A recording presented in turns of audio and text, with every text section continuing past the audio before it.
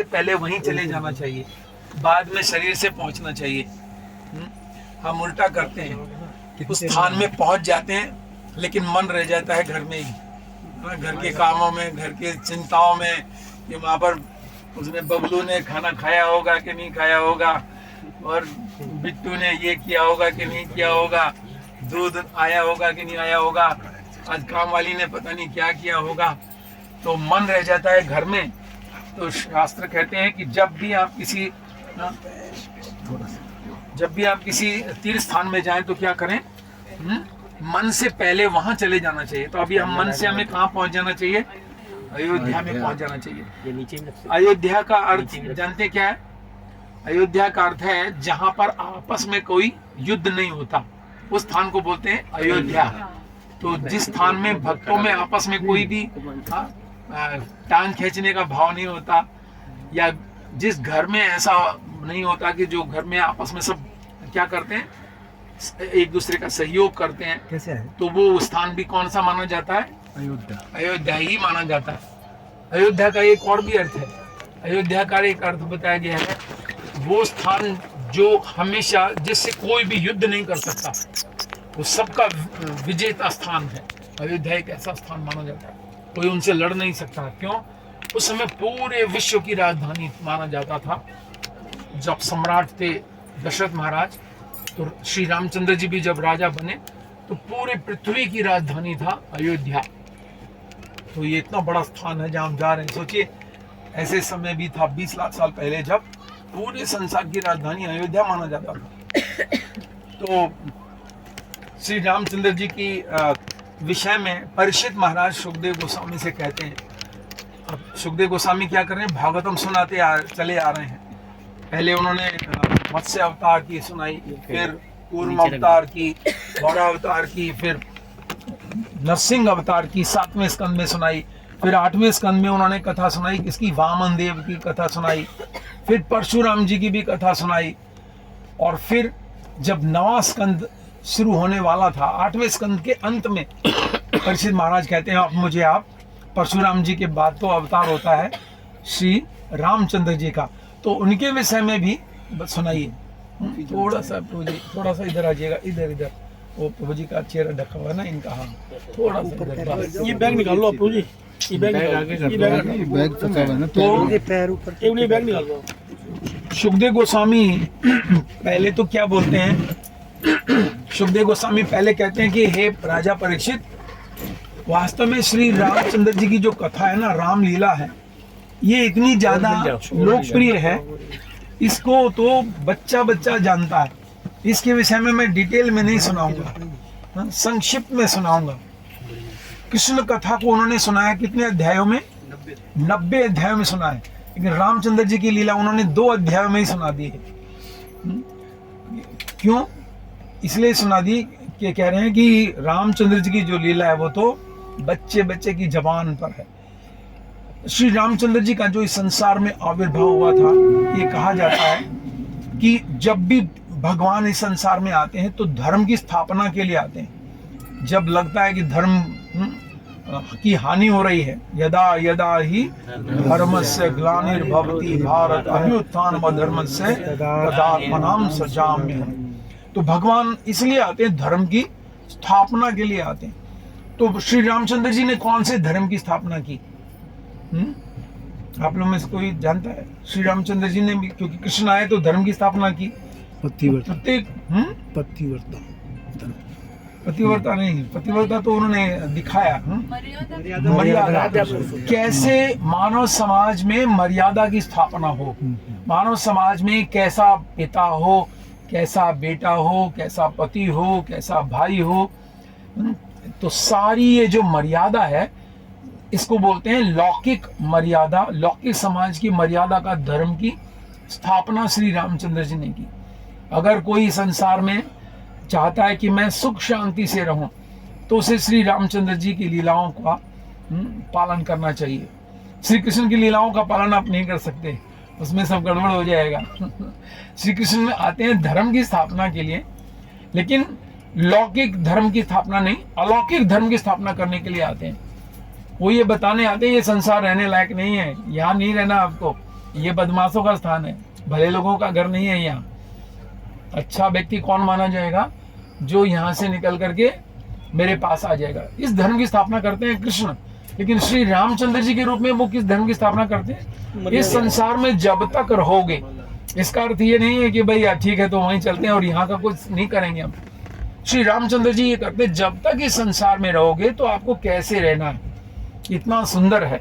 तो खैर अब उस लीला में मैं नहीं जाऊंगा, लेकिन मैं सोच रहा हूं कि ये 10वां अध्याय है 9वें स्कंद का, जो 2 अध्याय चर्चा किए हैं। तो शुकदेव गोस्वामी सुनाने लगे। श्री शुक उवाच खट्वांग दीर्घ बाहोश्च रघुस्तस्मात् पृथु सर्वा अजास्ततो महाराज जहाँ तस्मात् दशरथो भवान। तो उन्होंने वंश सुनाना शुरू किया है परीक्षित महाराज को, शुकदेव गोस्वामी। तो ये बड़ा आश्चर्यजनक है कि भागवत में राम का था, बड़ा यूनिक सा लगता है ना। रामलीला तो आती है, रामायण में आती है और भी अलग अलग ग्रंथों में आती है, लेकिन भागवतम के अंदर भी रामलीला।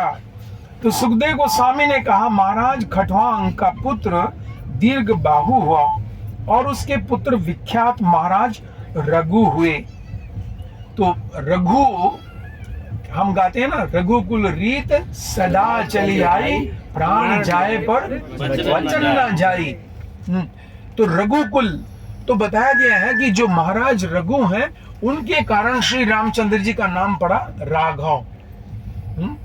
ऐसे ही श्री कृष्ण के वंश में एक राजा थे, उनका नाम था मधु, महाराज मधु। तो इसलिए श्री कृष्ण का नाम क्या पड़ गया? माधव। मधुसूदन नहीं, मधुसूदन तो इसलिए पड़ा जब उन्होंने 2 राक्षस मारे, मधु और कैटब को मारा, तो इसलिए नाम पड़ गया मधुसूदन। तो माधव नाम किस लिए पड़ा? क्योंकि उनके वंश में एक मधु महाराज थे, उनके वंश में एक वर्षणी राजा भी हुए थे, इसलिए श्री कृष्ण का एक नाम पड़ गया वार्ष्णे। वार्ष्णे गोत्र है ना, आज कभी काफी गोत्र है। Yes, Varshney, yes. तो इसलिए यहाँ कह रहे हैं कि उसके पुत्र खट्वांग के, खट्वांग महाराज के विषय में क्या है प्रसिद्ध, आपने सुना होगा भागवत में। बहुत 1-2 ही श्लोकों में इनकी लीला आती है। ये बहुत अद्भुत लीला है इनकी भी। ये श्री रामचंद्र जी के वंश में हुए। इनकी लीला ये है कि ये देवता लोग आए थे, इतने शक्तिशाली थे कि स्वर्ग से देवता लोग आए कि हम लोग असुरों से हार रहे हैं महाराज, आप हमारी तरफ से चलिए युद्ध करने के लिए। सोचिए, इतने बड़े बड़े बलशाली पुरुष भी हुए इस संसार में, जो देवता लोग आके कहते हैं आप हमारी तरफ से लड़ो, वो असुरों ने हमें हरा दिया है। तो खट्वांग महाराज अपनी सेना को लेकर के स्वर्ग में गए, इंद्र देवता लेने आए उन्हें और वहां जाकर युद्ध हुआ स्वर्ग में। तो खट्वांग महाराज ने इतना बहादुरी से युद्ध किया कि असुरों को हरा दिया। तो देवता लोग पूछने लगे कि महाराज आपका बहुत बहुत धन्यवाद है, लेकिन अगर आपकी कोई इच्छा हो तो आप हमें बताइए, आपकी कोई इच्छा हो, हम आपकी इच्छा पूरी करेंगे, हम देने लेने में एक्सपर्ट हैं। तो उन्होंने कहा कि सबसे पहले तो ये देख करके बताओ मेरी कितनी आयु शेष है, कितने दिन और मैं जीवित रहूंगा। तो जब देवताओं ने देखा, क्योंकि देवता लोग तो इस धरातल पर होते हैं, देवताओं ने देखा कि महाराज आपके तो जीवित रहने का बहुत थोड़ा समय बचा हुआ है, आपकी तो मृत्यु होने वाली है।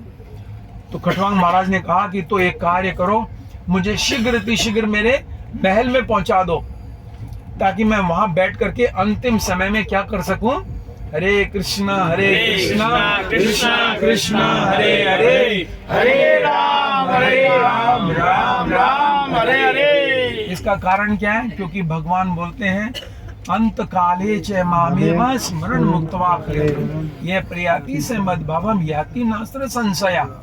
हे अर्जुन, इसमें कोई संशय नहीं है, अगर मनुष्य की मृत्यु आ जाए और अगर वो मेरा स्मरण कर ले तो उसमें कोई शंका नहीं है कि वो मुझे प्राप्त करेगा इस शरीर को त्यागने के बाद। इसलिए इस संसार में कहा जाता है कि आप जो भी कार्य कर रहे हैं वो करते रहिएगा। जो भी आप धन कमा रहे हो, बिजनेस कर रहे हो, जॉब कर रहे हो, पढ़ाई कर रहे हो, कुछ भी कर रहे हो, लेकिन केंद्र में मुझको रखो, ताकि शरीर छूटने का समय आ जाए कभी अचानक तो क्या हो, तो मुझे आप प्राप्त कर लो। असंशया, इसमें कोई भी संशय नहीं। तो आप कुछ भी काम कीजिएगा लेकिन कृष्ण को भूलना नहीं है। नाम जपते रहो, काम करते रहो, काम करते करते रहो, जप करते रहो। क्या समस्या है? जब आप गाड़ी चला रहे हो, जप कर रहे हो, तो भी आपका नाम जप हो रहा है और आप सुरक्षित अवस्था में हैं। इसलिए महाराज खटवांग ने क्या कहा, हे देवताओं, मुझे शीघ्र अतिशीघ्र मेरे महल में पहुंचा दो। तो उन्होंने बड़ी तेजी के साथ स्वर्ग का जो मातली है, इंद्र देवता के रथ जो है चलाते हैं, ड्राइवर, इंद्र देवता का ड्राइवर भी है जो फास्ट गाड़ी चलाता है, उन्होंने मातली को कहा कि इस राजा को जल्दी से इसके महल में पहुंचाओ। तो मातली तो बहुत गाड़ी चलाता था हमारे प्रभु जी की तरह से, ये भी वृंदावन में 1.5-2 घंटे में पहुंचा देते हैं हमें। तो मातली ने खटवांग महाराज को उनके महल में पहुंचाया। वहां बैठ करके खटवांग महाराज भगवान का नाम कीर्तन भजन करने लगे और वहीं शरीर उनका त्यागने का समय आ गया। तो तुरंत आकाश से नंद सुनंद आए, जो वैकुंठ में भगवान के ले जाने वाले विष्णु दूत माने जाते हैं, और भगवान के धाम चले गए। तो श्री रामचंद्र के वंश में पहला नाम इसमें यही आ रहा है। तो खटवांग महाराज की इनके बेटे हुए दीर्घ बाहु हुआ, और फिर उनके बेटे हुए महाराज रघु। महाराज रघु से और रावण का भी कुछ था क्लैश। तो रघु महाराज रावण का वध कर सकते थे। जब युद्ध हुआ रावण का और रघु महाराज का, तो रघु महाराज इतने पावरफुल थे कि उन्होंने वध कर दिया था रावण का। लेकिन देवताओं ने कहा कि महाराज इसका उद्धार आपके हाथ से हुआ तो ये और समस्या में फंस जाएगा, अभी आपके वंश में प्रभु आने वाले हैं, इसको जीवित छोड़ दो। तो महाराज रघु के लिए इसलिए कहा जाता है, रघुकुल रीत सदा चली आई, प्राण जाए पर वचन न जाए। तो उन्होंने छोड़ दिया, नहीं तो रावण को उन्होंने लगभग उड़ा दिया था। तो फिर रघु महाराज उत्पन्न हुए, फिर रघु से अज उत्पन्न हुए, अज राजा का नाम है। फिर अज से महाराज दशरथ उत्पन्न हुए। तो इसका अर्थ क्या हुआ? श्री रामचंद्र जी के दादाजी का नाम आज आपको पता चल गया। क्या नाम है? महाराज अज। ठीक है, अगर कोई पूछे कि रामचंद्र जी के दादाजी का नाम बताओ, अज नाम है उनके। ठीक है, और फिर आगे चलते हैं। तो ये आगे कैसे बढ़ेगा? कहाँ गए प्रभु जी?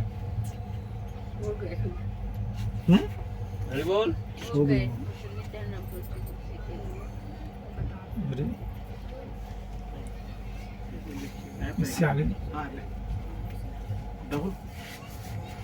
मिनट आगे बढ़ाना पड़ेगा। इसमें देखना, ये पहला श्लोक तो हमने पढ़ा। अच्छा अच्छा, आ जाएगा ऐसे। डाउन करके फिर एरो आ जाएगा नीचे। ठीक है ठीक है, हाँ ये दूसरा श्लोक आ गया, राइट। ठीक है ठीक है ठीक है, तो आप पास में ही रहना बस, अगर ना बढ़े तो। तस्यापि भगवान स साक्षात् ब्रह्मयो हरि अंशांशेन चतुर्दगात् पुत्र त्वं प्रार्थितः सुरे राम लक्ष्मण भरत शत्रुघ्न इति संज्ञया। दूसरा श्लोक है, देवताओं द्वारा प्रार्थना करने पर भगवान परम सत्य अपने अंश तथा अंशों के भी अंश के साथ साक्षात प्रकट हुए। उनके पवित्र नाम थे राम, लक्ष्मण, भरत तथा शत्रुघ्न।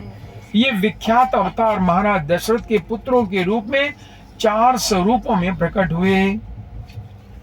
तो इसका तात्पर्य प्रभुपाद ने लिखा है, लेकिन श्री रामचंद्र जी का जन्म अगर सुनाएंगे तो बहुत समय लग जाएगा। या भी सुना दे, सोच रहा था वहीं पे अयोध्या में सुनाए तो सब लोग तो, लेकिन यहाँ नहीं होंगे ना। राम जन्म वहां पे सुनाना चाहिए सबको लाभ मिलेगा। हाँ, नहीं तो कहेंगे हमें पता ही नहीं चला राम जन्म कैसे होता है संसार में। लेकिन संक्षिप्त में ये बता देता हूँ कि जिस प्रकार से भगवान आए थे, पहले दशरथ महाराज के सामने आ जाते हैं, विष्णु रूप में दर्शन देते हैं भगवान। किस किस को? दशरथ और कौशल्या को, कि मैं आपका पुत्र बनूंगा, आप मेरे लिए कुछ अनुष्ठान करो। तो भगवान राम इस प्रकार से प्रकट होते हैं। इसमें तात्पर्य में लिखे हैं प्रभुपाद, भगवान रामचंद्र तथा उनके भाई लक्ष्मण, भरत एवं शत्रुघ्न ये सभी जीव तत्व ना होकर विष्णु तत्व हैं। ये चारों जो हैं कौन है? विष्णु है। तो भगवान 4 रूपों में प्रकट होते हैं। 4 रूपों में प्रकट होते हैं। कलयुग में कितने रूपों में प्रकट होते हैं? कलयुग में 5 रूपों में प्रकट होते हैं। पंच तत्वमात्मकम हम बोलते हैं ना, श्री कृष्ण चैतन्य, प्रभु नित्यानंद, श्री अद्वैत गदाधर श्रीवास आदि। तो 5 तत्वों में, तो क्यों 5 रूपों में प्रकट होते हैं भगवान? कहते हैं कि कलयुग के लोग जो है ना घोड़े की तरह से हैं। घोड़े को जब नाल दी जाती है तो कितने लोगों की जरूरत पड़ती है? 2 इधर हाथ पकड़ते हैं, इधर का 2 इधर पकड़ते हैं, तो उसका पूरी तरह से पकड़ लेते हैं। मतलब जकड़ कर करके एक व्यक्ति फिर क्या करता है, उसका मुंह खोल के घोड़े का और नाल दे देता है। तो कलयुग के वासी भी घोड़े की तरह से हैं। 5 आदमियों की 5 अवतार लेने पड़े भगवान को। ये हरे कृष्ण का जप ऐसे नहीं करेंगे। तो भगवान उसमें जब आता है त्रेता युग, तो भगवान 4 रूपों में प्रकट होते हैं। ये लक्ष्मण का रूप तो उसको पता है ना, उसका लक्ष्मण नाग देवता का था। ऐसे वही मैं बता रहा हूँ कि कौन कौन है ये। वासुदेव, संकर्षण, प्रद्युम्न, अनिरुद्ध, ये 4 हैं जो हम चतुर्व्यूह है। कृष्ण से आते हैं कौन? कृष्ण से आते हैं बलराम जी। बलराम जी से आते हैं फिर कौन? एक और चतुर्व्यूह आता है, डबल 2 बार चतुर्व्यूह आता है। पहला आता है बलराम जी से, दूसरा आता है आदि संकर्षण भगवान से। ठीक है, आदि संकर्षण। फिर एक और चतुर्व्यूह आता है, उससे फिर आते हैं राम, लक्ष्मण, भरत, शत्रुघ्न। ठीक है, तो वासुदेव बनते हैं राम। तो इससे पता चलता है कि जो कृष्ण और राम में क्या अंतर है। पता चला? कृष्ण है the supreme personality of God head. ठीक है, और उनसे पहला इनकारनेशन होता है बलराम जी, और फिर बलराम जी लेते हैं 4 रूप धारण करें, और फिर आदि संकर्षण फिर से 4 रूप। तो राम जी का नाम आता है वासुदेव के रूप वहां पर। ठीक है, इसलिए गीता में कृष्ण ने क्या कहा? राम शस्त्र भरताम अहम, मैं हूं शस्त्रधारियों में मैं राम हूं। ठीक है, तो 4 हो गए। कौन कौन? वासुदेव बने रामचंद्र जी, संकर्षण बने लक्ष्मण जी, और भरत बने प्रद्युम्न, और शत्रुघ्न बने अनिरुद्ध भगवान बने शत्रुघ्न। ठीक है, और इसी प्रकार से जब द्वापर में आते हैं भगवान, तो कृष्ण बलराम तो बनते हैं भाई भाई। ठीक है, और प्रद्युम्न अनिरुद्ध बनते हैं श्री कृष्ण के बेटे दोनों, एक बेटा एक पौत्र। ठीक है, इस तरह से 4 रूप धारण करते हैं। फिर एक स्थान में बताया गया है, ये तो मैंने सुना है, कहां से, कौन से ग्रंथ से सुना है जानते हैं? आप सोच रहे हो कि ऐसे सुना दिया होगा कहीं से। इस ग्रंथ का नाम है विष्णु धर्मोत्तर ग्रंथ। ये बड़ा उप पुराण है हमारा। कौन सा ग्रंथ है? विष्णु लिखा हो किसका ये भी व्यासदेव ने लिखे हैं। उप पुराण भी व्यासदेव ने लिखे हैं, ये उप पुराण में आता है। तो ठीक है, 4 इस तरह से आते हैं। लेकिन पद्म पुराण में अलग बताया गया है कि ये 4 रूप कौन बने।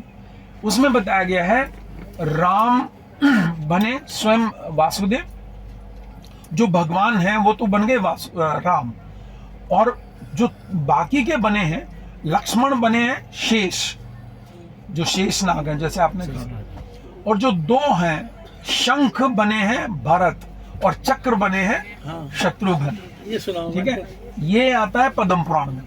तो आप रिपीट करो। राम, वासुदेव बनते हैं राम, और अनंत शेष बनते हैं लक्ष्मण, शंख बनते हैं भरत, और चक्र बनते हैं शत्रुघ्न। हाँ, शत्रुघ्न, राइट। तो इस प्रकार से इस संसार में आविर्भाव होता है भगवान का। तो जन्म की लीला बहुत डिटेल में है, उसको हम सुदर्शन नहीं है इसमें, बस ये 4 ये इस प्रकार से। सुदर्शन सुदर्शन भी वो तो भगवान के हाथ में, वो जीव तत्व में आ गया ना, सुदर्शन विष्णु तत्व नहीं है।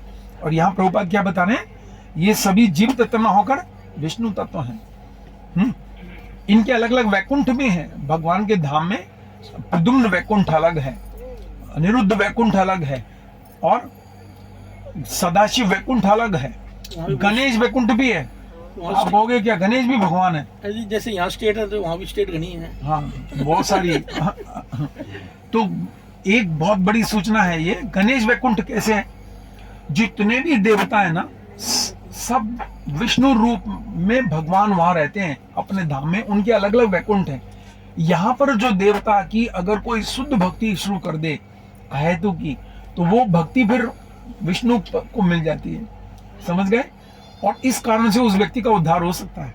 लेकिन लोग देवताओं से फिर वो मांगते रहते हैं, परचून की लिस्ट पकड़ा देते हैं, ये आटा चावल दाल ये सब दे दो, मुझे इतना सामान चाहिए, तो फिर देवता डील करता है। लेकिन अगर आप देवताओं को भी अगर कोई कहे नहीं मैं तो हनुमान जी का भक्त हूँ, मैं तो गणेश जी का भक्त हूँ, तो हमें उनको क्या बोलना चाहिए कि आप शुद्ध भक्ति करो उस देवता विशेष की, मांगो मत कुछ भी।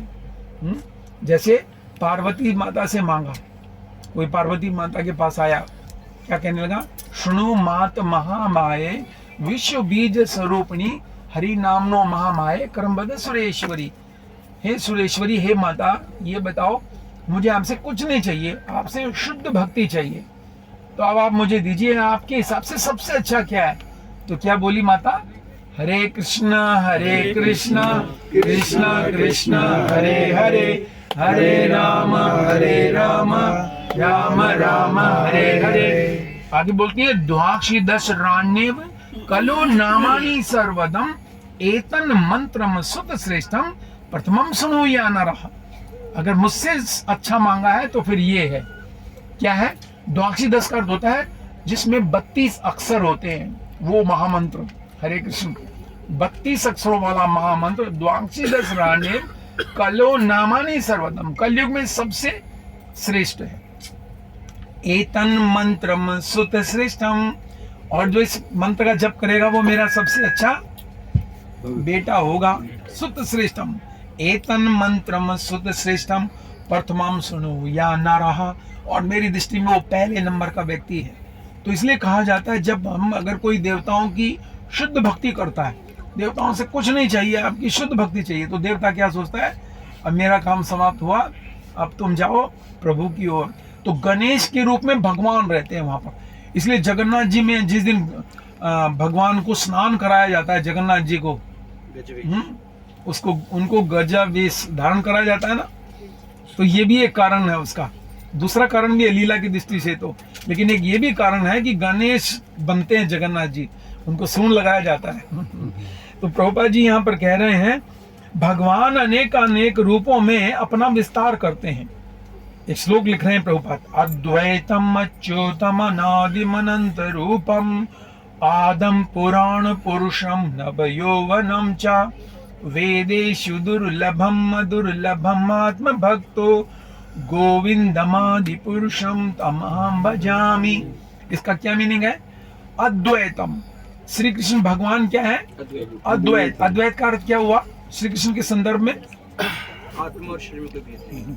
हाँ, श्री कृष्ण के आत्मा और शरीर में कोई भेद नहीं है। हम लोगों की में अंतर है, लेकिन जो निराकारवादी हैं वो क्या बोलते हैं, यानी हम भी अद्वैत हैं, इसको बोलते हैं अद्वैतवादी सिद्धांत, कि आप भगवान हो लेकिन भूले हुए हो।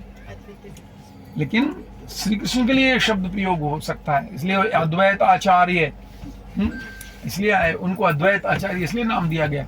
तो क्या हुआ, अद्वैतम अच्युतम। अच्युतम का अर्थ है वो कभी भी अपने पद से नीचे नहीं गिरते और कभी भी वो गलती नहीं करते कभी भी। हम लोग गलतियां कर देते हैं, लेकिन भगवान से कभी गलती नहीं होती। कोई ये नहीं सोचना चाहिए कि भगवान ने गलती कर दी। एक व्यक्ति, मुझे याद आ गया, एक व्यक्ति ने कहा भगवान जो है ना गलती बहुत करते हैं। बोले भगवान और गलती, हाँ मैं बताता हूँ गलती कैसे करते हैं। बोले देखो भगवान में बुद्धि नहीं है। कैसे? बोले देखो भगवान ने जो वो लगा रखी है ना, जैसे पेड़ में जामुन है वो तो लगा रखी है ऊपर और छोटी छोटी है, और पेठा जो है ना वो बेल में नीचे लगा रखा है। जो बड़ा पेड़ है तो पेठा तो पेड़ पे लगना चाहिए ना, बड़ा ऊपर, और जो छोटे छोटे हैं जामुन वो नीचे लगा। बुद्धि नहीं है ना भगवान में, मैं जानता हूँ। तो वो बोले हाँ भाई ठीक है साहब, तू कह रहा है तो ऐसा ही होगा। एक दिन वो जा रहा था, जाते जाते ऊपर से जो जामुन, तो बारिश आती है तो गिर जाती है ना, तो ऊपर से जामुन उसके सिर में गिरी 2-3। तो वो बोले भगवान में बुद्धि है या नहीं, आप बता तू। अगर पेठा होता अगर पेठा तेरे सिर पे गिरा होता तो अब तू बता बुद्धि है कि नहीं। बोले नहीं बुद्धि है भगवान, मैं मान गया। तो कई लोग ऐसा बोलते हैं, लेकिन भगवान कभी गलती नहीं करते।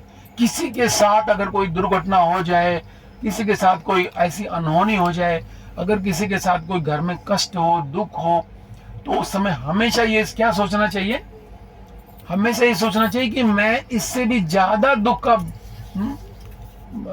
पात्र था, लेकिन भगवान क्या करते हैं? कम करके देते हैं। तो ये ऐसी शिक्षा है जो हमें हमेशा संतुष्ट रखती है। अगर मान लीजिएगा मुझे कष्ट हुआ है, तो हमें क्या सोचना चाहिए? मैं कम से कम 100% जो मुझे मिलना था उसका कृष्ण आप देते हैं 65% के आसपास देते हैं, घटा कर देते हैं। इससे ज्यादा मुझे दुख मिलना था। लेकिन जो भगवान के भक्त नहीं होते वो दुखी हो जाते हैं। कोई तो सुसाइड कर लेता है, कोई कहता है चलो आज दुख मिटाने का तरीका एक और भी है भौतिक संसार में। क्या है वो आप जानते ही हो। हाँ, इसमें क्या ये एग्जाम्पल फिर बैठता है, जैसे बाहर बच्चे होते हैं, 2-3 बच्चे लड़ रहे हैं और एक बच्चे की ज्यादा गलती है, कोई उसका पेरेंट्स आ गया किसने मेरे बच्चे का सर फोड़ दिया या कुछ, लेकिन अपनी माँ आई और देखा कि मेरे बच्चे की गलती है, कुछ ज्यादा हो सकता है, पुलिस केस हो सकता है, उसने सबके सामने उसको डांटा, एक थप्पड़ लगाया, चल घर ले गए। तो वहाँ पर क्या वो बड़े प्रॉब्लम से उसको निकाल लिया, एक चप्पच लगा। बिल्कुल ठीक है, ऐसे भगवान बिल्कुल सही कि भगवान अपने बच्चे को मतलब अपने हिसाब से उसको दंड दे करके उसको बचा लेते हैं बड़े संकट से। बिल्कुल सच बात। तो अच्युतम, अद्वैतम, अच्युतम, अनादिम। अनादिम का अर्थ है उनका कोई आदि नहीं, वो सबके आदि है, उनका कोई आदि नहीं। इसलिए हमें अपना संबंध भगवान से प्रगाढ़ बनाना चाहिए। ऐसा मैं क्यों कह रहा हूं? इसका कारण है, अगर मान लीजिएगा कभी कभी ऐसा हो सकता है किसी भक्त का आपस में कुछ क्लैश हो गया, तो वो क्या करेगा? उस भक्त के कारण भगवान से संबंध बनाया नहीं, तो छोड़ करके भगवान को भी छोड़ करके और भक्त को छोड़ करके भौतिक संसार में चला जाएगा। लेकिन अगर किसी व्यक्ति का भगवान से प्रगाढ़ संबंध हो और किसी भक्त से झगड़ा हो गया, तो वो भक्त छोड़ करके कहीं चला जाएगा, लेकिन भगवान को तो नहीं छोड़ेगा ना। इसलिए कहा गया है कि भगवान से अपना प्रगाढ़ संबंध बनाना चाहिए, ये जान करके कि भगवान अनादि हैं, सबके स्वामी हैं। अद्वैतम, अच्युतम, अनादिम, अनंत रूपम। और श्री कृष्ण के रूप कितने? अगणित ब्रह्मांड है, अगणित ही उनके रूप हैं। किसी भी रूप में वो कैसे भी प्रकट हो सकते हैं, किसी के सामने भी। अद्वैतम, अच्युतम, अनादिम, अनंत रूपम, आदम पुराण पुरुषम। आदम का मतलब क्या है? सबसे बूढ़े, सबसे प्राचीन। बूढ़े नहीं, सबसे प्राचीन है, इनसे प्राचीन कोई नहीं है। जब ये संसार में कुछ भी नहीं था तो वो अकेले थे, और जब इस संसार में कोई नहीं रहेगा तब भी वो अकेले रह जाएंगे।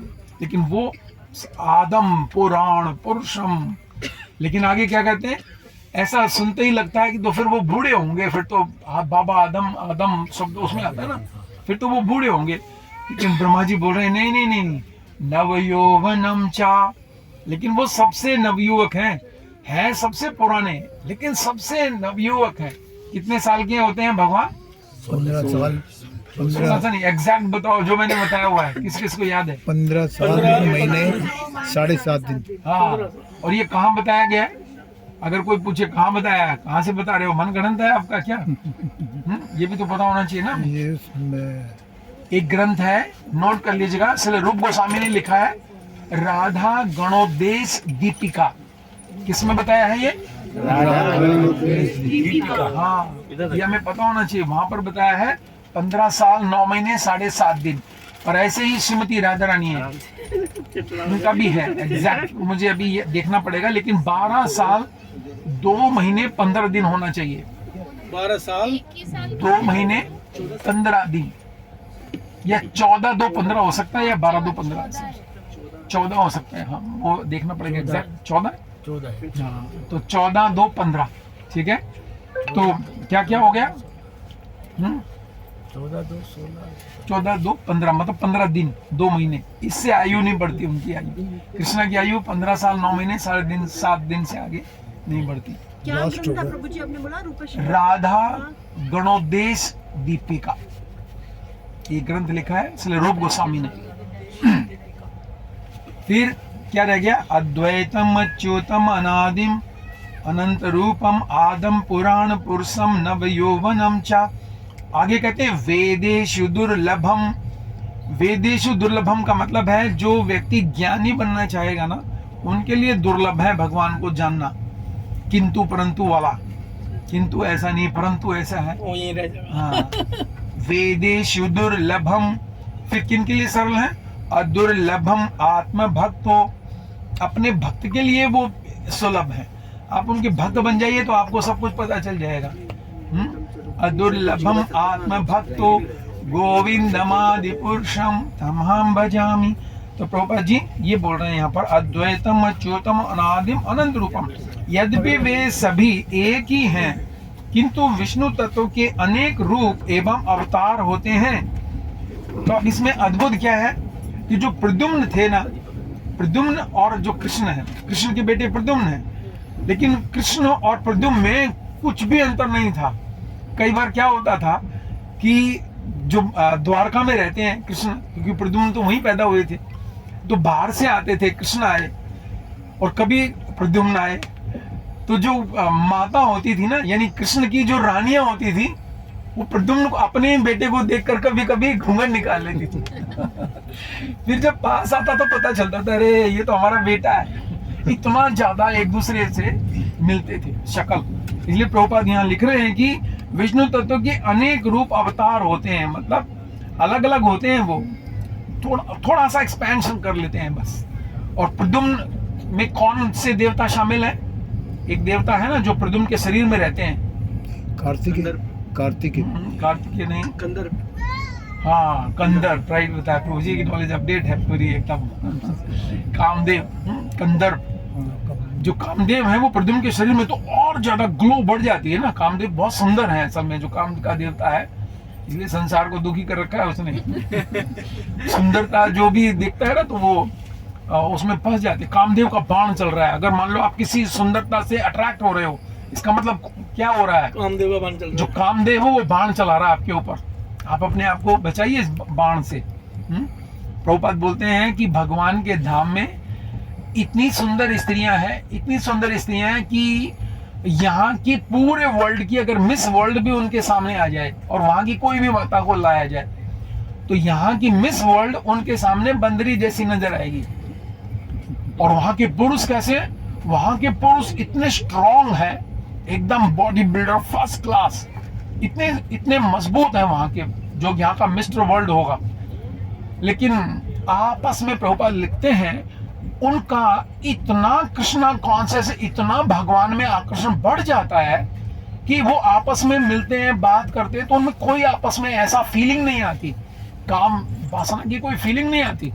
लेकिन इस संसार में क्योंकि लोग कीचड़ में रहते हैं, तो किसी भी दूसरे कीचड़ को देखते हैं तो वो सोचते हैं कि ये बड़ा सुंदर है, ये बड़ी सुंदर है, ये है, और संसार में कीचड़ में फंस जाते हैं। इसलिए प्रभुपाद ने क्या उपाय दिया? इसलिए प्रभुपाद ने उपाय दिया कि इसी प्रकार से हम वैकुंठ की तरह से अगर हम अपने आप को, अपना पूरा हृदय कृष्णा को दे दें, तो कितना भी सुंदर स्त्री, कितना भी सुंदर पुरुष आ जाए तो कोई आकर्षण नहीं होगा उसका। जैसे कि श्रीमद् भागवत में रुक्मिणी देवी का मिलता है।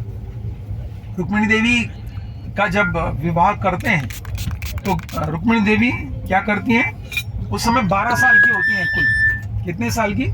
12 साल की होती है। लेकिन 12 साल की लड़की को ये शिक्षा प्राप्त हो गई नारद जी की कथा सुन सुन करके दरबार में, कि भीष्मक ने जब उसका विवाह करने का सोचा तो रुक्मिणी देवी क्या कहती है?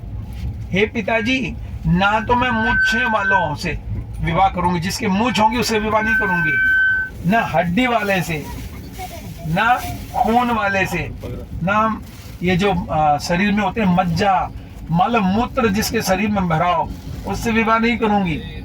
तो कहने लगे किससे विवाह करोगी? फिर कहने लगी चाहे मुझे जन्म पे जन्म क्यों ना लेने पड़े, मैं विवाह करूंगी तो केवल सच्चिदानंद में शरीर वाले श्री कृष्ण से विवाह करूंगी।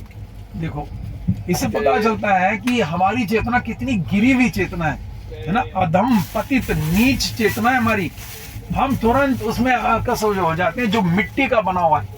हाँ, मिट्टी का बना है ये शरीर। इसलिए प्रभुपाद कहते थे दिस इज अर्थली बॉडी, ये अर्थली बॉडी है। एंड सन प्लैनेट में कौन सी बॉडी है? The fiery body. तो ये अर्थली है, वो फायरी है, लेकिन हम उसको सच्चिदानंद मान लेते हैं। इसलिए जब जब एक बार एक प्रभुपाद की शिष्य थी, उसका नाम था रुक्मिणी देवी। क्या नाम था? रुक्मिणी देवी का ही नाम याद आ गया। चलिए, वो भी अच्छा कॉम्बिनेशन हो गया। प्रभुपाद की डिसाइपल है, रुक्मिणी देवी है। और ये माताजी को मैं मिल चुका हूँ। ये माताजी कन्हई प्रभु के घर में आती हैं कई बार। उनकी जो बेटी की शादी हुई थी उसमें भी रुक्मिणी देवी माताजी आई थी, और उनकी उम्र लगभग अभी 65-70 के बीच में होगी। लेकिन माताजी अभी भी बहुत ज्यादा सुंदर है। 70 साल की आयु में भी आप देखेंगे एकदम ग्लो निकल रहा है। तो जब प्रभुपाद जी ने उनको दीक्षा दी, दीक्षा के समय आए, इसमें नहीं आएंगे, इसमें आ रहा है। अच्छा, उनको बोलो कि मैं बाद में फ्री होकर फोन करूंगा।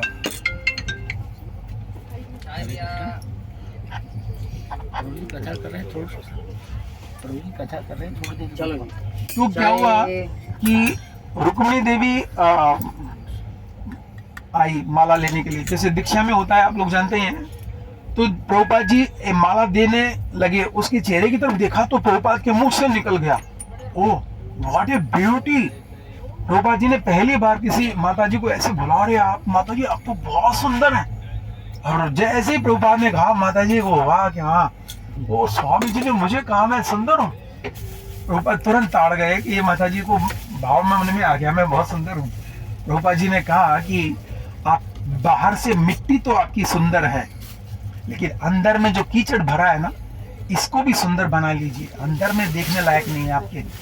तो वो माता जी 2 मिनट में ही डाउन हो गई। और ये घटना माता जी ने स्वयं सुनाई है, रुक्मिणी देवी माता जी ने अपने लेक्चर में सुनाई है ये बात। और माता जी ने क्या कहा कि स्वामी जी ने मुझे इतने साल पहले कहा था कि अंदर की सुंदरता को भी बढ़ाओ, लेकिन 43 साल हो गए मुझे दीक्षा लिए हुए प्रभुपाद से, अभी तक मैं अपनी हृदय की अंदर की जो है ना गंदगी को साफ नहीं कर पाई। मैं जानती हूँ कि अंदर से मैं कितनी काली हूँ। तो ये इससे क्या पता चलता है कि जो चेतना है अगर वो शुद्ध हो जाए, इसलिए प्रभुपाद जी ने हमारे मूवमेंट में माता जी बोला है। आप माता जी बोल सकते हो, मैया बोल सकते हो, ये 2 शब्दों का प्रयोग कर सकते हैं हम। आप किसी को बोलते हैं मैया ये करो तो अच्छा लगता है ना सुनने में, कितना माता जी ये करो। लेकिन किसी भक्त ने एक बार बोल दिया बहन जी प्रभुपाद जी के सामने, किसी दूसरी माता को बहन जी, प्रभुपाद ने ऐसी डांट लगाई, हाउ डेयर यू से बहन जी, I don't need teach you बहन जी, नो ओनली माता जी, दैट्स ऑल। ये प्रभुपाद ने हमें दिया है, कि कितना सुंदर। तो इसलिए प्रभुपाद यहाँ लिख रहे हैं कि अच्छा हम हाँ उस पे थे, कहाँ से आई ये सुंदरता की बात? अनंत रूपम, प्रद्युम्न से आई थी ये घटना। यहाँ तक मैं इसलिए पाया कि प्रद्युम्न इतने सुंदर थे कि उनकी खुद की माताएं ये पहचान नहीं पाती थी कि कौन कृष्ण है कौन बेटा है।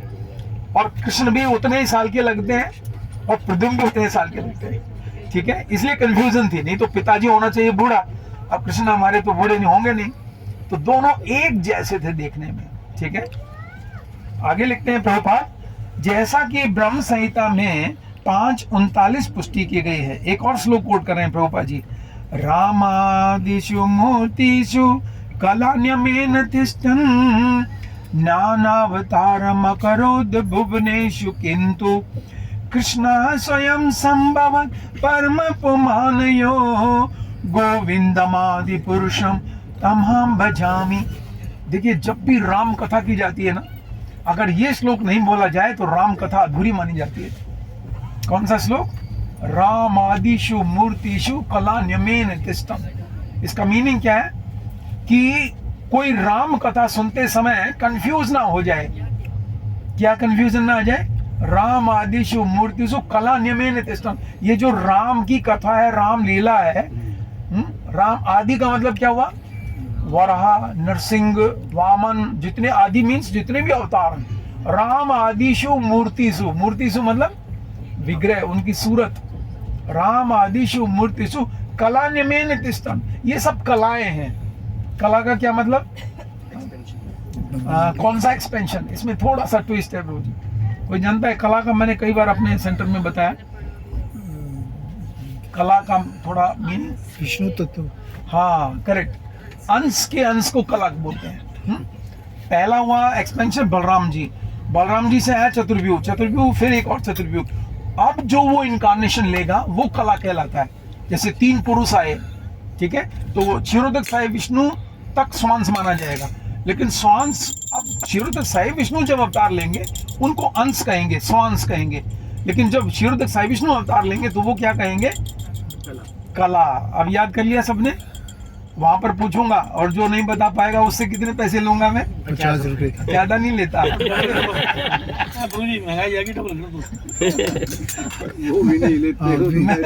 मैं जब गुवाहाटी गया लेक्चर करने के लिए, 7 दिन कथा करने के लिए, तो मैंने गुवाहाटी में यही कहा कि जो मैं प्रश्न पूछूंगा, जो इंटरेक्ट नहीं करेगा उससे 50 रुपए लूंगा।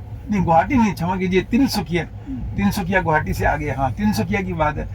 तो मैं 7 दिन तक यही बोलता रहा और पैसे किसी से लिए नहीं। तो जब आखिरी दिन था ना, एक बेचारी कम से कम नहीं तो उसकी उम्र होगी मेरे ख्याल से 80 साल से ज्यादा ही होगी, एक माता जी, और मैं रहता था फर्स्ट फ्लोर पे। वो कैसे कैसे लकड़ी के सहारे चढ़ती चढ़ती धीरे धीरे आई, ऊपर आई कि प्रभु जी से मिलना है। तो उन भक्तों ने कहा क्या काम है माता जी? वो अभी प्रसाद लेने। कह रही नहीं, बैठ जाती हूँ थोड़ी देर, प्रसाद लेने दो। जब प्रसाद ले लिया तो एक भक्त आया, प्रभु जी ये माता जी आपसे मिलना चाहती हैं। तो मैंने देखा कि बिल्कुल लकड़ी हाथ में है और झुकी भी हैं, और आई। तो मैंने कहा माता जी यस बताइए आपका क्या प्रश्न है? कह रहे प्रश्न कुछ नहीं है, 7 दिन से सुन रही हूँ कि आपको 50 रुपए चाहिए और अभी तक किसी ने दिए नहीं। ये बेटा ये 50 रुपए ले ले। मुझे इतनी हंसी आई। और जो कमाल हो गया। मैंने कहा माता जी आपने इतना कष्ट उठाया, पहली मंजिल पर चढ़े, कहनी बेटा ये 50 रुपए। मैंने कहा मैं नहीं लूंगा माता जी, ये तो मैं मजाक कर रहा था। कह नहीं मजाक नहीं, आप 50 रुपए तो ले ही लो। आप दे कर गई 50 रुपए। कह रहे एक तो इतनी भीड़ में किसी ने आपको 50 नहीं दिए। तो मैं क्या बता रहा था? राम आदि सुमूर्ति, तो कला, यस कला समझ गए ना सब? वहां पर पूछूंगा इसलिए, नहीं तो 50 रुपए निकाल लेना, ठीक है प्रभु जी? प्रभु जी कला का क्या मतलब?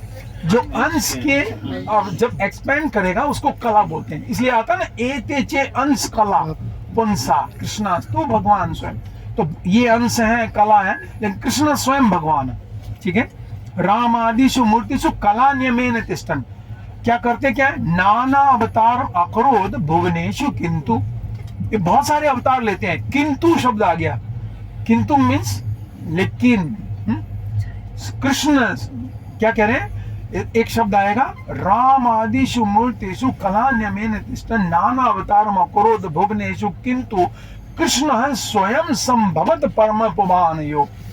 कृष्ण इसमें जो है वो अवतार में ना गिने कोई भी, भूल करके भी अगर उसने अवतार में गिन लिया तो उसको अपराध लग जाएगा, उसका पतन हो जाएगा, नीचे गिर जाएगा। सबके अवतार है कृष्ण को छोड़कर। कृष्ण अवतारी है, इसलिए कृष्ण ने स्वयं गीता में एक श्लोक उच्चारण किया है, जो मुझे तत्व से नहीं जानेगा वो अपने पद से नीचे गिर जाएगा। 9वें अध्याय का 24वां श्लोक, अहम ही सर्व यज्ञानाम भोक्ता च प्रभुरेव च न तो मामा भी जानाति यावना चास्मी तत्वता। अगर मुझे कोई तत्व से नहीं जान पाया अर्जुन, इस संसार में मेरी क्या पोजीशन है, तो वो अपना पद जहां पर है ना अगले जन्म में नीचे गिरेगा। इसलिए कृष्ण को जानना बहुत जरूरी है। हम कृष्ण को जानने के लिए संसार में आए हैं, कृष्ण को ढूंढ रहे हैं। और कृष्ण का मतलब क्या है? आनंद।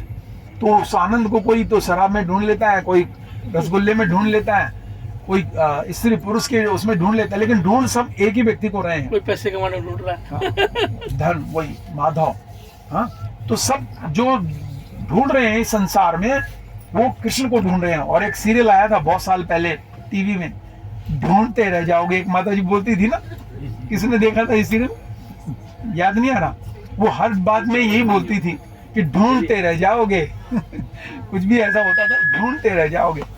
तो आप ढूंढते रह जाओगे अगर कृष्ण को नहीं ढूंढा तो, और मिलेगा नहीं वो रस, वो टेस्ट। हम सब कृष्ण को ढूंढ रहे हैं, बस यही मानना चाहिए। इसलिए कह रहे हैं कृष्ण स्वयं संभव पुमान योग, वो ही है सबके स्वामी। तो प्रभुपाद जी देखिए, राम कथा शुरू हो रही है, प्रभुपाद जी कृष्ण की स्थापना कर रहे हैं कि कहीं राम कथा सुनते सुनते कोई कृष्ण राम को दो ना मान ले। कृष्ण ही राम बनकर आए हैं। एक बार माता यशोदा क्या करती थी, रोज रात में जब सोती थी ना, कृष्ण को कथा सुनाकर सोती थी। हमेशा कृष्ण बोलते थे, भगवान बोलते थे कि भैया तब तक नहीं सोऊंगा जब तक तू कहानी नहीं सुनाएगी। मैं नहीं सोऊंगा। तो रात में भगवान क्या करते, कहानी सुन करके सोते थे। आज भी बच्चे बोलते हैं ना कि कहानी सुनाओ तब सोऊंगा। तो यशोदा माता रोज अलग अलग भगवान के अवतारों की कहानी सुनाती थी। ऐसे जंकड़ी वाली कथा नहीं सुना जिसमें भगवान की कथा ना आए। तो एक दिन कथा सुनाते सुनाते वो सुनाने लगी कि रावण आया और वाटिका में आया जहां पर सीता और राम रहते थे, और वो सीता का हरण करके चला गया। श्री कृष्ण बालक हैं अभी बिल्कुल 2-3 साल के, ऐसे लेटे हुए हैं और अचानक उठ कर खड़े हो गए, लक्ष्मण लाओ मेरा धनुष कहाँ है, अभी मैं उस रावण को जाकर के मार देता हूँ। माता डर गए, रे कहना क्या हुआ तेरे को? तो कहने लगे मैया तो जानती नहीं है, सारी मेरी ही कहानी है जो तू मुझे सुना रही है। लेकिन माता समझ नहीं पाई, भगवान ने योग माया से उसको तुरंत छिपा दिया। भगवान जल्दी ये कर देते, नहीं माता अगर सोच गई मैं भगवान हूँ तो मैं जो टेस्ट ले रहा हूँ वो नहीं ले पाऊंगा इससे। नहीं तो कई बार ऐसा हुआ, माता को जब मुंह खोल के दिखाया मिट्टी तो सारे ब्रह्मांड दिखा दिए उन्होंने, लेकिन तुरंत भगवान छिपा देते थे कि मुझे तो टेस्ट लेना है, वात्सल्य का भाव का रस वो नहीं ले पाऊंगा। तो इसलिए प्रभुपाद जी लिखते हैं, राम आदिशु मूर्तिषु कलान्यमेन तिष्ठन्, भगवान अनेक रूपों में विद्यमान हैं, जैसे राम, भरत, लक्ष्मण, भरत, शत्रुघ्न, और ये रूप उनकी सृष्टि के किसी भी कोने में स्थित हो सकते हैं। ये सभी रूप स्थायी रूप से, शाश्वत रूप से ईश्वर के व्यष्टि रूपों में विद्यमान रहते हैं, और ये समान शक्तिशाली अनेक दीपकों के तुल्य होते हैं। इसको समझना पड़ेगा थोड़ा सा। ये समान है और दीपकों के तुल्य होते हैं। कैसे? जिस समय पर सारे देवता जाते हैं गोलोक धाम में, जब कृष्ण का अवतार होता है इस संसार में, तो सारे देवता कहाँ जाते हैं? शिव जी के पास, शिव जी जाते हैं ब्रह्मा जी के पास, ब्रह्मा जी जाते हैं क्षीर सागर में और प्रार्थना करते हैं प्रभु आइए, बहुत पाप बढ़ गया धरती पर। तो भगवान आते हैं, लेकिन इस बार भगवान विष्णु ने क्या कहा, मैं अवतार नहीं लूंगा, इस बार साक्षात परिपूर्णतम श्री कृष्ण आएंगे, चलो उनको बुला के लाएंगे। तो जब सारे देवता वहां जाते हैं ना, तो एक दृश्य देखते हैं। जब एंटर करते हैं गोलोक धाम में, वहां पर वो देखते हैं कि वैकुंठाधिपति आए, सारे देवताओं के देखते देखते आए। क्या करने लगे? श्री कृष्ण के शरीर में चले गए। सबने देखा ये दृश्य। फिर नरसिंह भगवान आए, बड़े करते हुए पूरा विकराल रूप में आए, श्री कृष्ण के शरीर में चले गए। फिर वैकुंठपति आए, जो सिंगल, जो भगवान चतुर्भुज रूप में रहते, वो श्री कृष्ण के शरीर में चले गए। फिर अनेक मूर्तियां भगवान के शरीर में चली गई, और फिर अंत में आए राम, लक्ष्मण, भरत, शत्रुघ्न भी आए, ये भी नाम आता है। चारों रथ में बैठकर आए, एक रथ में चारों भाई बैठे हैं और रथ समेत श्री कृष्ण के शरीर में चले गए। तो जब देवताओं ने देखा ना ये दृश्य, ओ इसीलिए साक्षात परिपूर्णतम भगवान है, यही है जो कुछ है, बस ये रूप देखा। तो इसलिए प्रभुपाद जी यहाँ लिख रहे हैं कि भगवान रामचंद्र, लक्ष्मण, भरत तथा शत्रुघ्न ये सभी विष्णु तत्व होने के कारण समान शक्तिशाली हैं। देवताओं के प्रार्थना करने पर ये महाराज दशरथ के पुत्र बने, क्योंकि इतने इतने असुर प्रकट हो गए थे, भयंकर। रावण कितने साल तपस्या की थी रावण ने, जानता है कोई? रावण ने 10,000 साल तक एक पांव पर, दोनों पांव के अंगूठों पर खड़ा हुआ था, और वर्षा के अंदर, बिल्कुल वर्षा के अंदर नग्न रहता था। मतलब कितनी भी वर्षा पड़े, सर्दी के दिनों में पानी में खड़ा है, यहाँ तो ओवर सवारी है। गर्मी के दिनों में धूप में खड़ा है। तो ऐसी स्थिति थी। तो रावण और शीश काट काट कर करके दे रहा था, शीश काट काट करके दे रहा था, शीश मिल जाते थे। तो जब जनता ने त्राही त्राही की, तो प्रार्थना की, तो भगवान से उसने क्या मांगा था? रावण के सामने जब ब्रह्मा जी आए, पहले तो उसने यही कहा कि मैं किसी से ना मरूं। तो ब्रह्मा जी ने कहा भाई जब मेरी मृत्यु है तो मैं वो कैसे दे सकता हूँ जब मैं ही नहीं अमर हूं। तो फिर उसने 2 छोड़ के मांगा था, एक तो मैं वानर और मनुष्य को छोड़ के किसी से ना मारा जाऊं, ये उसने 2 वरदान मांगे थे। इसलिए हनुमान जी चाहते तो मार सकते थे, और मनुष्य के रूप, इसलिए भगवान ने कहा ठीक है मैं मनुष्य बन के ही आऊंगा इस बार। तो कृष्ण मनुष्य बन गए हैं। ये समझने की लीला है कि कृष्ण और राम में क्या अंतर है।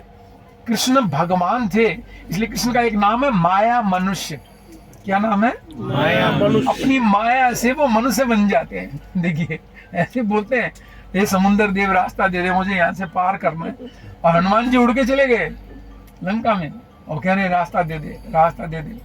कभी भी हाँ? और एक पत्थर जो डाल रहे हैं, तो एक पत्थर डाला देखो, वो बाकी जिस पे राम लिखा था वो पत्थर तो तैरने लगे, वो डूब गया। एक पत्थर राम जी ने सोचा मैं भी डाल दूं, तो वो डाला तो वो डूब गया। और बाकी बंदर डाल रहे हैं, उस पे राम लिख करके डाल रहे हैं, वो नहीं डूबे सारे, वो तैर रहे हैं। हनुमान जी ने देख लिया, राम जी शर्मा गए कि देखो बंदर डाल रहे थे वो उनके तो तैर रहे हैं, मैंने डाला वो गिर गया। लेकिन भक्त का लक्षण क्या होता है? भगवान को भक्त जो होता है ना किसी का, उसको कभी नीचे नहीं गिरने दे देता। ये भक्त का लक्षण होता है। अगर आप किसी के भक्त हो, अगर उसमें कुछ कमी हो तो उसको वो पॉजिटिव ढंग से पेश करेगा।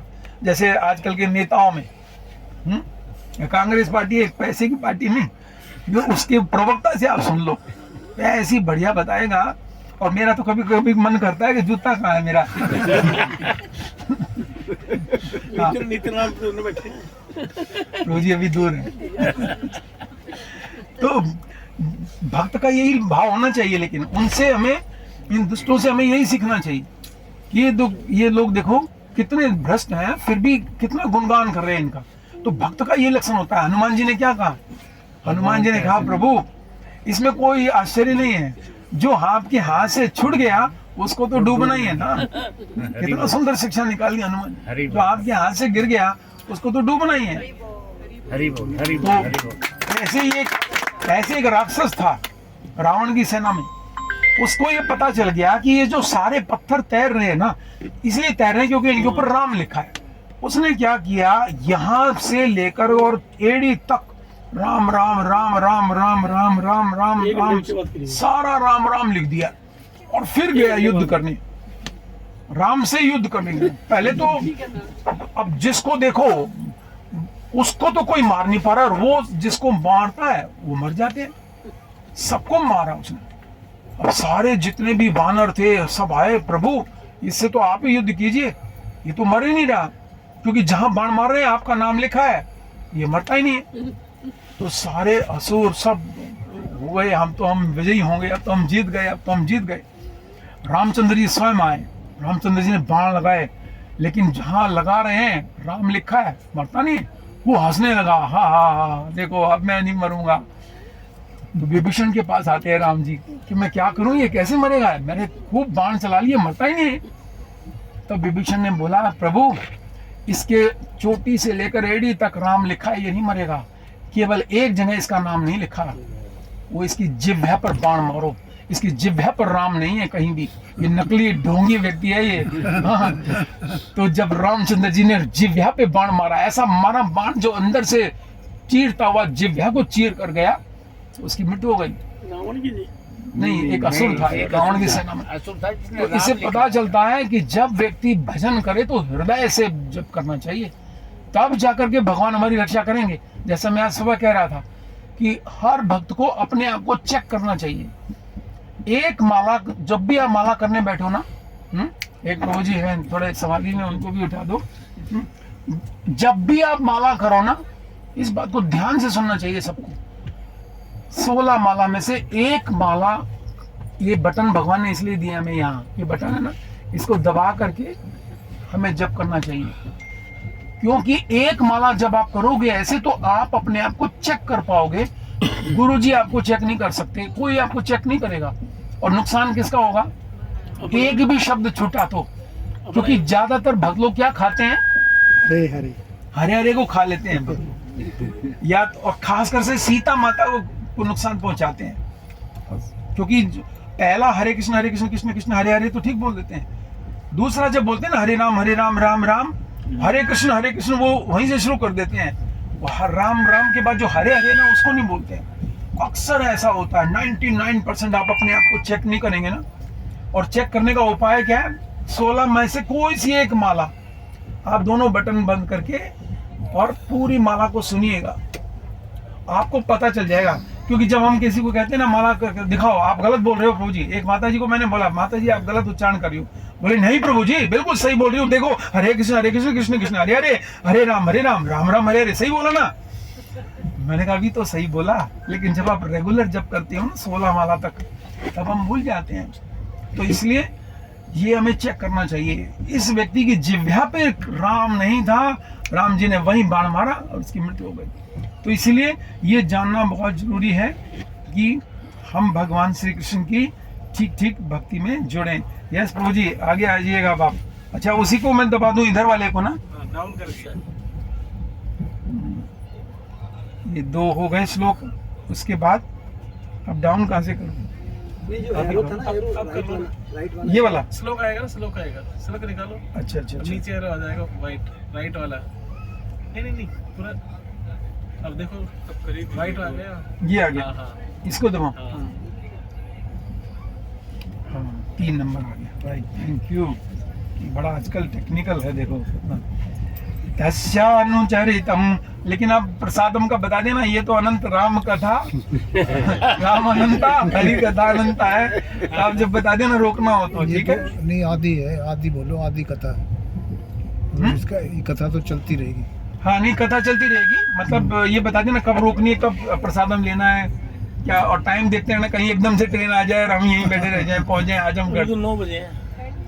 ये सब दूसरा जिम्मेदारी ले ले, मतलब मेरी जिम्मेदारी है बस खाली कथा आगे बढ़ाना। जी आप देखते रहना, आपको knowledge- 30वां श्लोक।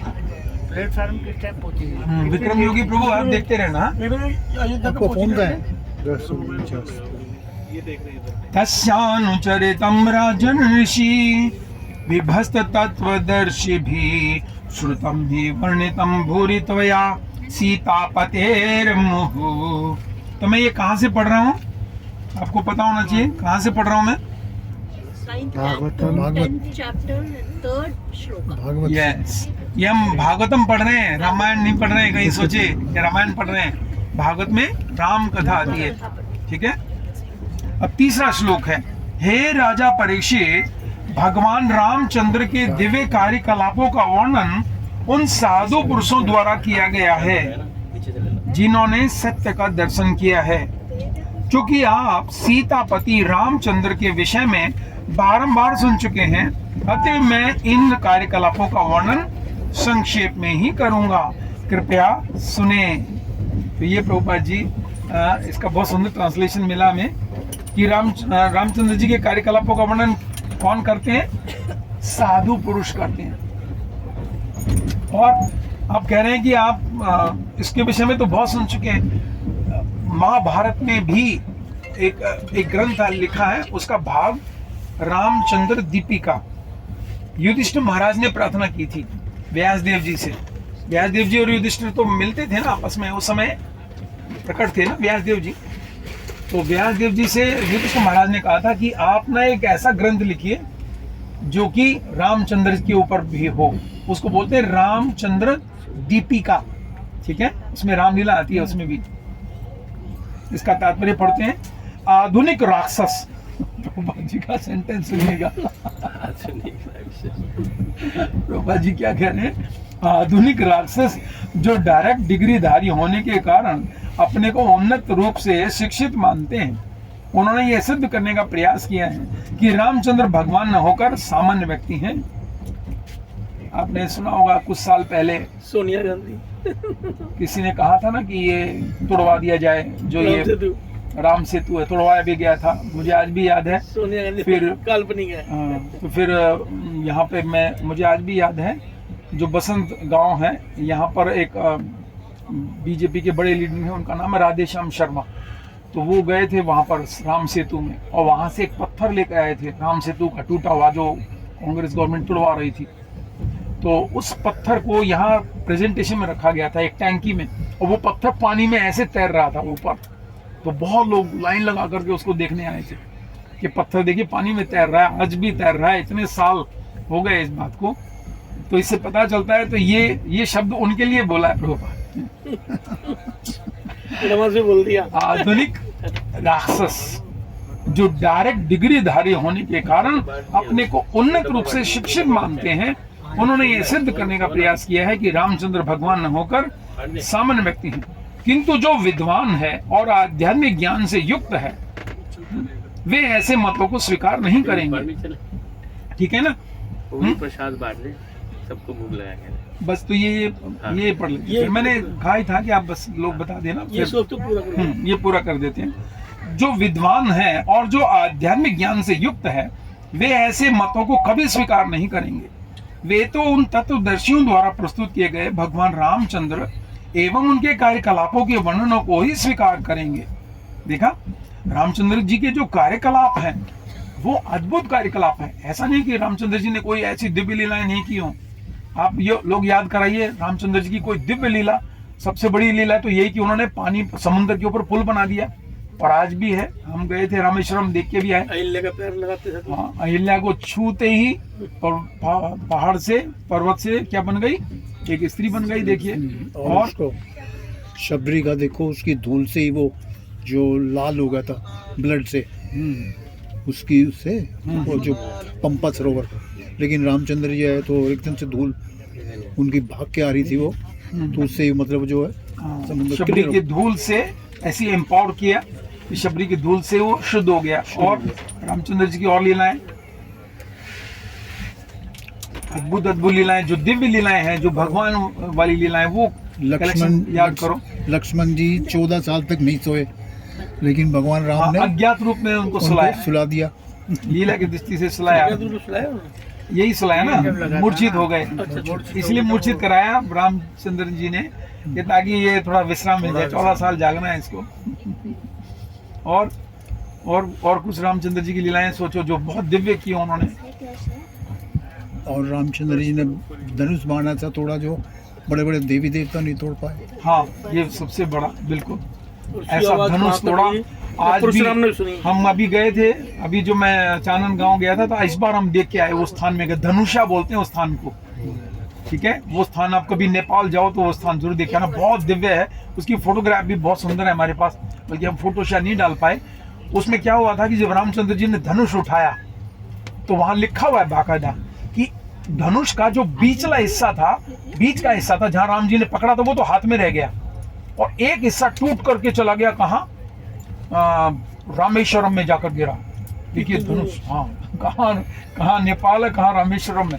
एक हिस्सा तो टूट कर वहां, और एक हिस्सा वहीं पर रह गया। तो वो धनुष आज भी एज इट इज पड़ा हुआ है, जो टूट करके गिरा एक हिस्सा। तो ब्लास्ट हुआ तो कितना ब्लास्ट था कि ऐसा लगा था जैसे पूरा ब्रह्मांड फट जाएगा, क्योंकि बनाया किसने था वो धनुष? शिव जी ने नहीं बनाया। नहीं,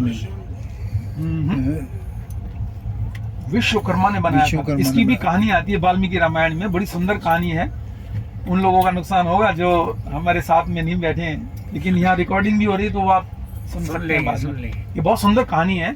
एक बार क्या हुआ कि ऋषियों में आपस में जिगजैग हो गया कि विष्णु भगवान है, दूसरे कहेंगे नहीं शिवजी भगवान है, ऊपर भी होता है ऐसा ही।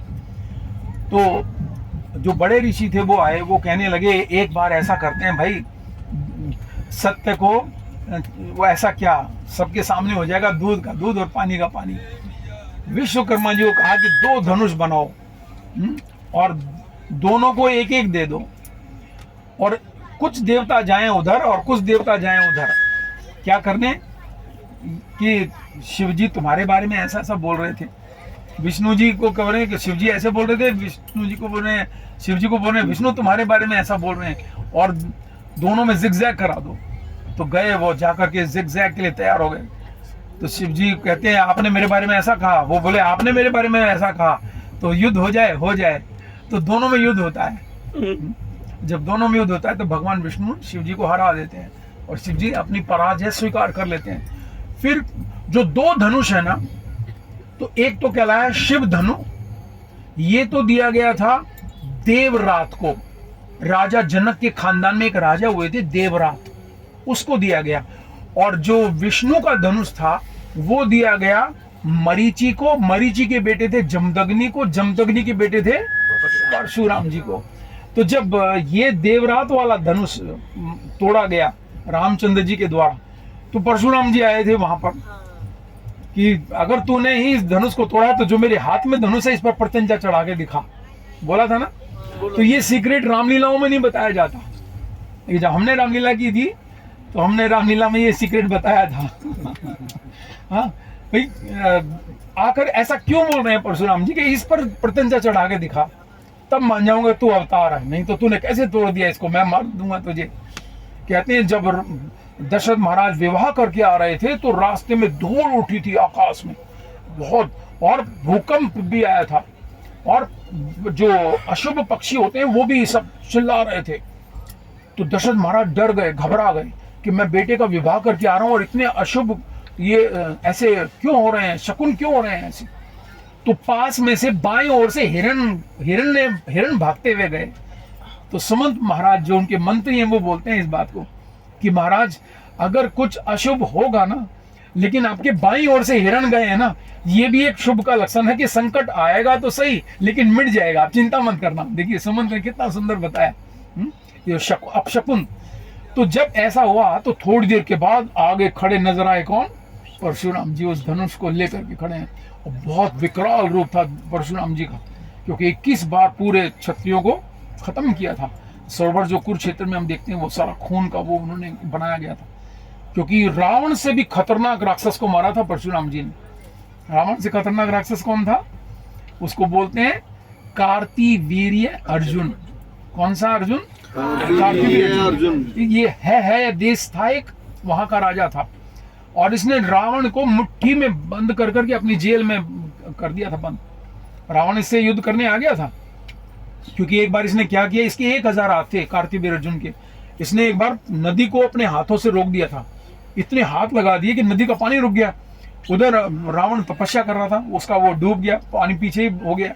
रावण ने कहा मैं रावण हूँ, कौन है ये दूसरा व्यक्ति जो यहाँ आ गया। उसने कहा मेरा नाम कार्तिवीर्य अर्जुन है। कार्तिवीर्य अर्जुन, तो दोनों का जब युद्ध होता है तो क्या होता है, कार्तिवीर्य अर्जुन ने रावण को ऐसे पकड़ा मुट्ठी में और जेल में डाल दिया, अपनी बंद रखा। तो बाद में फिर उसको छुड़ाया गया। बाली भी तो थे ना, रावण से ज्यादा शक्तिशाली। हाँ, बाली ने भी बिल्कुल अपनी पूंछ को बांध करके वो चक्कर लगाया था पूरे ब्रह्मांड का, बगल में दबा दिया।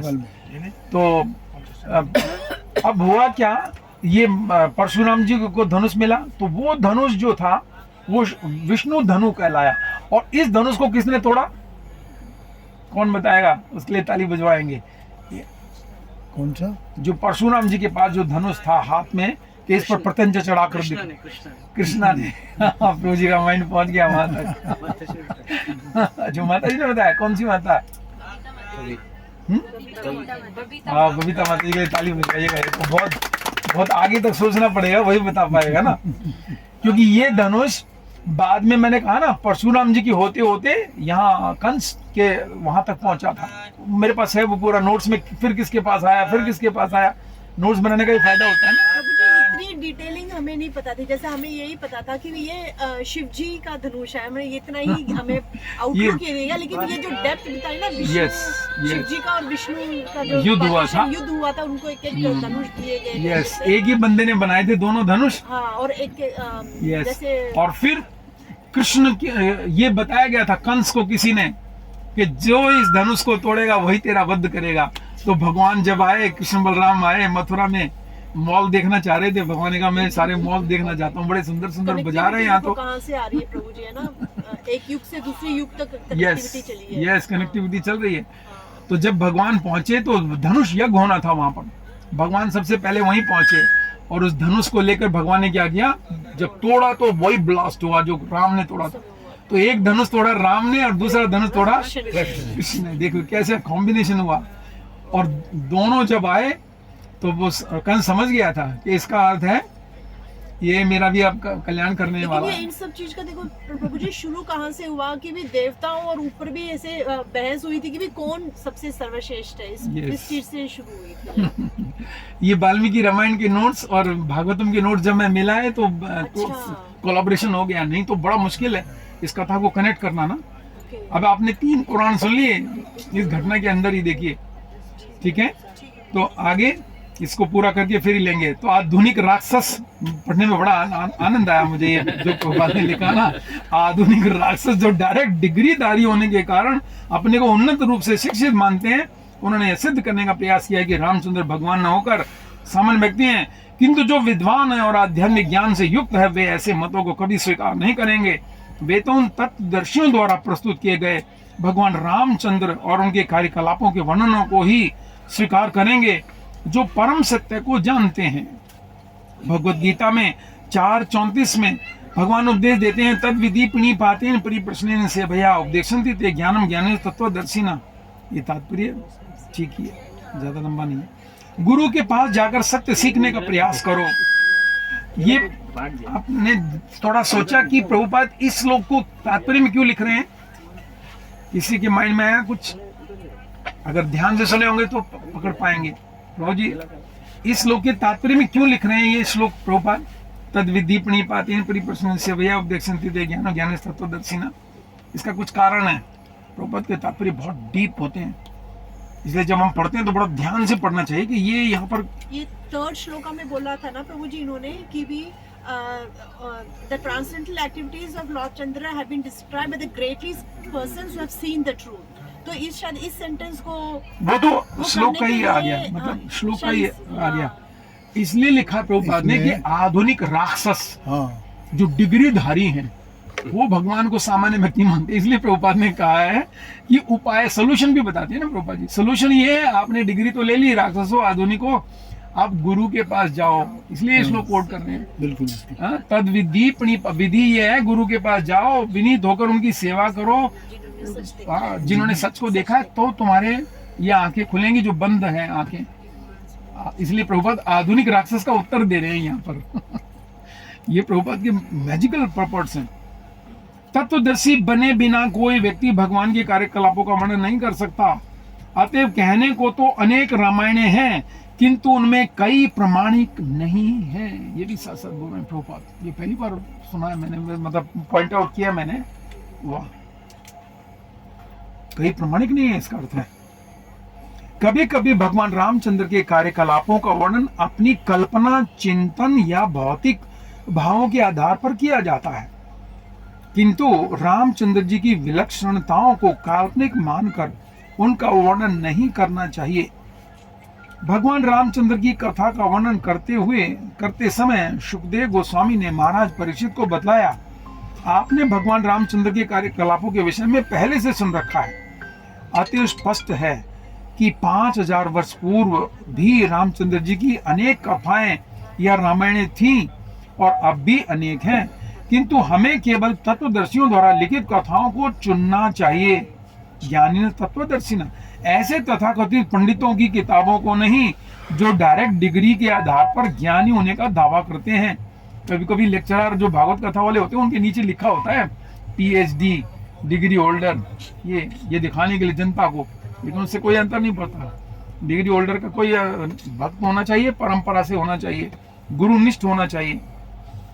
ऐसे तथाकथित पंडितों की किताबों को नहीं जो डायरेक्ट डिग्री के आधार पर ज्ञानी होने का दावा करते हैं। यह सुखदेव गोस्वामी द्वारा दी गई चेतावनी है। ऋषि भी तो तत्वदर्शिना।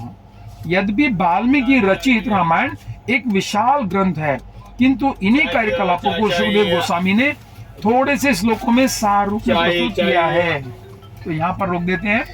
अब कथा सियापति रामचंद्र की जय, हनुमान की जय, बजरंगबली की जय, जगत गुरु शील प्रभुपाद की जय।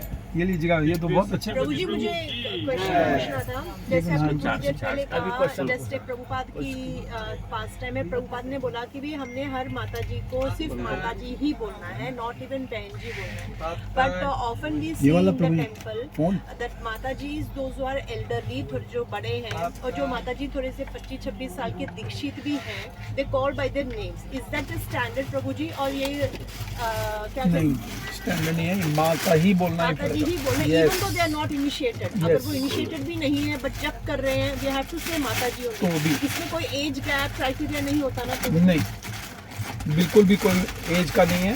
चाहे कितनी भी छोटी हो, माता ही बोलना पड़ेगा, प्रभुपाद का आदेश है। और एक सेंटेंस में 2 बार जेंट्स अगर कोई संबोधन कर रहा है तो माता जी अगर है तो एक बार माता जी बोल सकते हैं, लेकिन अगर कोई जेंट्स बोल रहा है किसी माता जी को तो सेंटेंस की शुरुआत में भी माता जी, एंड में भी माता जी। माता जी आप ये काम करो माता जी, ऐसे सीधा हैंग कर दो। डबल दोनों साइड से, नहीं तो एक साइड भी लूज किया तो वहां से रावण घुस जाएगा। नहीं लटका दो ना तो ये भी रोक दो, इसको भी रख दो यहाँ पे। ये किसका है ये? इसको कहते भाई शांत हो गया।